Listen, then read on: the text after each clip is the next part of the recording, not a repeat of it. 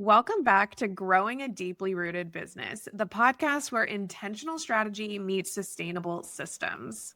We're so glad you're here. I'm Jess, your systems architect and Notion obsessed strategist who truly believes that systems are self-care. And I'm Rachel, your email marketing mastermind. I'm all about building marketing ecosystems that actually work with the intentional strategy and, you guessed it, all things email at the heart of it. Together, we're on a mission to help women entrepreneurs like you build businesses that are both profitable and purpose-driven. We know you want success, but not at the cost of your health, relationships, or personal joy. Exactly. And that's why every episode we're diving into intentional marketing strategies, sustainable systems, and a really good launch strategy that doesn't leave you burned out. Whether you're refining your operations, planning your next launch, or figuring out how to make your marketing work smarter, not harder, we've got you covered. So grab your favorite drink, get cozy, and let's grow something deeply rooted together. All right. So last week I was driving a carpool and listening to The Diary of a CEO, and James Clear was the guest. And he said something that kind of made me stop and think for a minute. And it was that when you are setting goals, it is just as important to set up the conditions for success. And that really made me think, because if you've been around here for the past couple of weeks, Rachel and I have all been about how to plan for the year, how to complete your annual planning. And I think that setting up the conditions for success is the piece that most annual planning completely skips. We set the goals, we map out our revenue, and maybe if you're an A team, you even break down your projects. But then you kind of just expect yourself to execute through willpower and through more discipline and through trying harder. And when it doesn't work, we often will assume that the problem is us. But here is what I've learned in my own business and with my clients as well, that discipline is just a systems failure.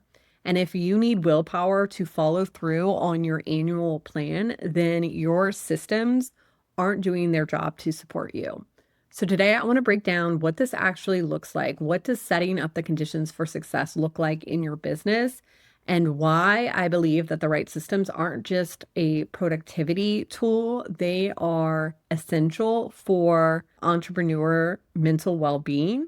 If you've been around here, you've heard me say it all the time that systems are self-care, and these are the things that are going to be the number one thing that is going to help prevent you from burnout. So let's get into it. So we are often taught that if we are having trouble meeting a goal or executing on a vision that we have, that the answer is more accountability or more motivation, or you just need to stop being lazy and get more disciplined. But what if discipline was actually the backup plan for a system that is not working? So James Clear says all the time that you do not rise to the level of your goals, you fall to the level of your systems. And I'd even take that a bit further by saying if you need discipline to follow through on your plan, then your systems are not doing their job. So here's what that looked like for me. As someone with ADHD, I used to just think I was lazy or had bad follow through. But I realized that when I was setting goals or creating a new project in my business, I was always going about it like it was brand new. So every launch, even if I had launched that way a couple of times before, every single time I would create a different piece of content.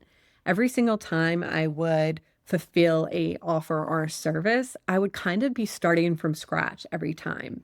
And my ADHD brain loves novelty. So to me, it felt like creativity, but it was actually creating a lot of chaos in my business and a lot of exhaustion because I was starting from scratch every single time. And I was having to make decisions that I had already made. And the fix for me was not more discipline. It was creating systems and checklists and steps for me to follow so that I wasn't having to remember this all on my own, or I would be able to delegate it down the road to a team. So for example, when we go to create a podcast, we have a podcast template and it has everything that we need in it. So it has the prompts that we use to brainstorm the topics, the scripts, a link to the Canva templates that we use for our thumbnails, a publishing checklist, and even a link to the folders that we have for an audio so that when we're sitting down to record or create a new episode, we're not scrambling, looking into zillion different places for the materials that we need. Our systems really help remove that friction and carry us through that task. So discipline really is what you need when your systems aren't taking care of you. So I want you to think about one thing in your business that you constantly procrastinate on. And I want you to first know that that is not a flaw. That is a design problem. And I want you to think about what that is and kind of explore, like, where are the friction points for you with this? Like, why, when you sit down to create that Instagram content, is it that, you don't have it scripted out already, or you don't have a process for scripting, or you don't have the right tools, or your mic's not charged, or whatever that is? Like, where are those friction points if that's one of the things that you're struggling to do? And how can you design a system around that that will help remove those friction points? So we often think of self-care as like rest, boundaries, bubble baths, and systems are just a productivity thing, right? They're cold, they're efficient, they're not really fun. And I really want to challenge that by having you think about your thermostat. So you don't have to have discipline to keep your house warm. If you're like me, I have an app on my phone. I scheduled it once, cold. I want it cold at night. I want it to get warmer in the morning so that I wake up and I don't have to think about it because my system is handling it automatically in the background. It's adjusting to the environment so that I don't have to think about it. And that's what a great business system will do. It will respond to you. It will help reduce your decisions. It will help reduce the things that you need to remember. It will help clear your mental load, and it will make showing up in the way you want to show up to your business the path of least resistance. And when I started eating and prioritizing my systems as self-care and not just tools to make me more productive, everything started to shift in my business. And I stopped having to white knuckle through my weeks. And I started asking, like, what would make this easier, fun, more satisfying, more enjoyable for me? And how can I implement that into my business? So I want you to think about right now what feels heavy in your business right now, and really look at where are those friction points for you and what are the steps you can take to remove them. So James Clear also said that your environment is the invisible hand that shapes your behavior. Most people truly underestimate like how even small friction points can derail you super fast. So let me give you some examples from my life as an ADHD person. If I want to journal in the morning, the journal and the pen have to be on the nightstand, not in the drawer. The pen's not there, I'm not going to go look around it. I'll get distracted. Like, if I want to journal, I need to set the conditions for me to journal and have the pen and the journal on the nightstand. Same thing. If I want to work out, I've got to have my entire workout outfit laid out for the morning, including socks. The socks have to be there because if the socks are not there, I will find them and I will use any excuse to kind of not go do that thing that I don't want to do. So how do I make it more enjoyable? How can I reward myself after? My content days are on Fridays, so Thursday nights are kind of like my spa night. I always wash my hair and give myself a blowout on Thursday nights because I know that if my hair looks good, if I feel good, I'm going to be less likely to cancel on content batching. So these same things are going to apply to your business. If your launch assets are scattered in 5 different folders, you're going to procrastinate, or you're going to exhaust yourself just trying to find everything before you even start. If your project plan starts from scratch every time, you're going to resist starting. You have to make it easier for yourself. And if you don't set up your calendar and your work week to match your real energy, you are going to struggle because that deep focus block that you put in at 3 o'clock when you know your brain stops working after 2 is not going to happen. So if you notice that you're consistently not hitting a goal or not achieving something that you want to do, again, where is the friction points? How can you make this easier for yourself? As you know, I am a Swiftie, so I have been watching the Eras Tour documentary, and as a operational junkie, I have just been loving to get a peek of the behind the scenes of how this whole operations of hers would work. and how her team was consistently able to pull off a 3+ hour show night after night for years. And really what it truly came down to, it was not willpower. It was how much effort and planning they put in ahead of time to setting the conditions for success. So, making sure that Taylor was training ahead of time so that she could handle, all the cardio that she was going to have to be doing, making sure that all of the different dancers had backups in case they weren't able to perform or they needed a break that night,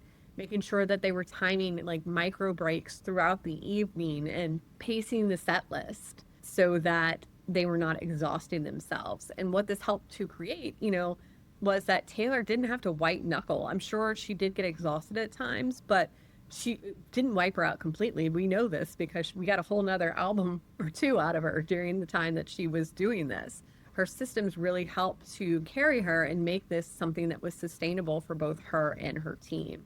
So that's what a plan that is kind of rooted in reality looks like. So inside of our Rooted in Reality planner, we do an exercise like this where we set up the weekly blueprint and we really talk about designing your work week around your energy and ask things like, when do you do your best deep work?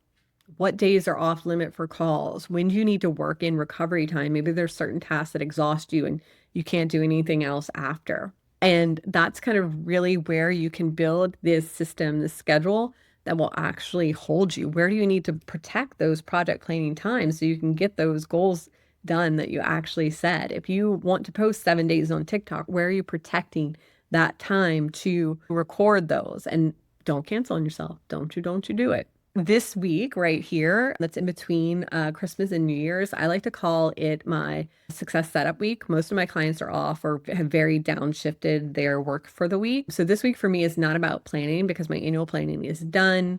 I've even got my project plan laid out already. It's usually all about making my plan easier to follow. And that's just kind of removing the friction that could be around me and setting the environment for success. So this looks like looking at my digital systems and making sure I'm doing like a complete digital declutter, cleaning up my Notion workspace, adding in templates where I need templates, making sure that I'm decluttering my Google Drive and my desktop so that I can easily find any assets that I need, going through Canva and organizing all my files and creating brand templates as needed, looking at my tech stack and making sure that I like cancel or consolidate anything and make sure everything kind of works into my workflow. And then I also kind of look at my physical space. So doing a deep clean of my office, setting up my desk to make sure that everything that I need and use regularly is within reach. Maybe even like revamping or redecorating to make the environment more conducive and fun to be in. Maybe making a playlist, a new 2026 work playlist. And making sure also that I'm looking at my calendar so that I am blocking off, time for deep work, admin days, all those things that we kind of walk you through in the Deeply Rooted in Reality annual planning session. So I want you to just kind of zoom out for a minute and just realize that this isn't just about productivity's sake. This is about protecting your capacity so that you can build a successful and sustainable business and one that is not going to burn you out. If you only take away one thing from this episode, let it be this: you do not need more discipline. You need to build systems that support you. So this week is Success Setup Week. And this is your moment to really go through and set those conditions. So whatever it may be, lay the journal out, plan the outfits, build your weekly blueprint, start building some SOPs. Anything that you can do to clear the friction. I want you to pick 2 or 3 actions from what I listed out and help set yourself up for success. Give your future self a gift. So I'd love to hear from you. What is one friction point you're removing this week? Hit us up on Instagram and let us know. If this episode helped reframe how you think about planning, make sure you send it to a business bestie. And don't forget to follow the show and leave a review. Rachel will be back next week. It really helps us reach more women that want to build sustainable and rooted business. And until next week, we are rooting for you.